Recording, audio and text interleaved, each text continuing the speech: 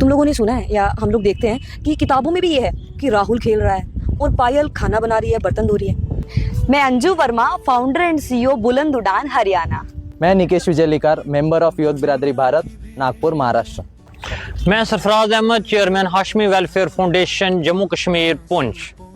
Faizan Arif Shaikh from Jalgaon, Maharashtra, chairman and managing director of doctor Arif Shaikh foundation. तुम लोगों ने सुना है या हम लोग देखते हैं कि किताबों में भी ये है कि राहुल खेल रहा है और पायल खाना बना रही है, बर्तन धो रही है। मतलब आप लोगों का क्या विचार है इन चीज़ों को लेके?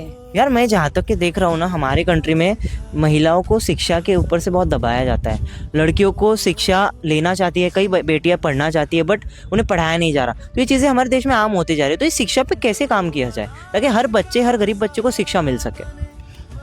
हैं उनको पढ़ाई का शौक होता है, वो पढ़ने से जो है वो कासिर रहती है, उनको पैसों की किल्लत होती है। तो आइए हम मिलकर जो है एक प्रोग्राम शुरू करते हैं, ऐसी जो हमारी नारी शक्ति हैं उनको पढ़ाने की कोशिश करते हैं। एक चीज़ हम लोग डिस्कस करते हैं, एक चीज़ कि हम चारों लोग ना अलग अलग संस्था चला रहे हैं, ठीक है। तो पहले हम सब एक दूसरे से सीखते हैं कि हम क्या कर रहे हैं चारों, कैसे हम लोग मिलके एक कदम ले सकते हैं चारों मिलके।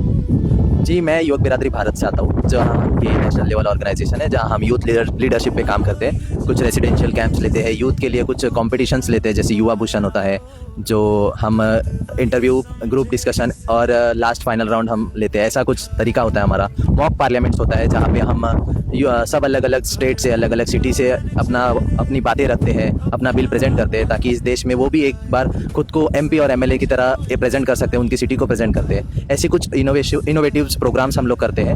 और हम ह्यूमन वेलफेयर की बातें सिखाते हैं। हम यूथ लीडरशिप कैंप्स में नेतृत्व, व्यक्तिमत्व और दायित्व की बात करते हैं। ये सब हम हमारे ऑर्गेनाइजेशन में करते हैं। लेकिन अगर हम सब कुछ एक साथ मिलकर सोचे कुछ अलग चीज़ें जिसमें बच्चों को शिक्षा और अलग अलग इनिशिएटिव्स हम कर सकें, तो क्यों ना ये बेहतर नहीं होगा कि हम लोग मिलकर कुछ बड़ा करना चाह रहे हैं। हम सब अलग अलग राज्यों से बिलोंग करते हैं, और अगर हम सब मिलकर कुछ करना चाहे तो हम एक कंट्री बन सकते हैं। बिल्कुल फैजान भाई, आपने एक बहुत बड़ी अच्छी बात की है कि आइए मिलकर हम इस फाउंडेशन जो हमारी है इनको आगे किस तरह बढ़ाना है, किस तरह जो है हमने डेवलपमेंट करना है, अपनी स्टेट को, अपने डिस्ट्रिक्ट को, अपने दूर दराज फार फलंग गाँव को किस तरह हमने जो है डेवलपमेंट की ओर लाना है। तो क्या हम लोग मिलकर करें?